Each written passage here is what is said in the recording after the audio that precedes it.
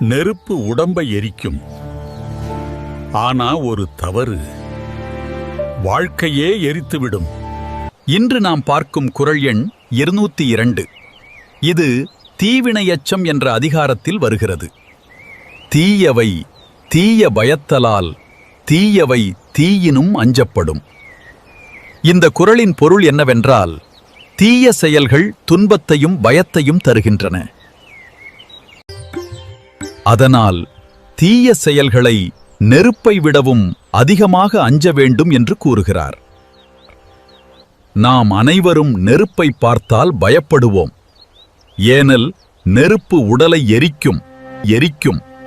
தீய செயல்கள் உடலை மட்டுமல்ல, மனம், மரியாதை மற்றும் எதிர்காலத்தையும் பாதிக்கும்.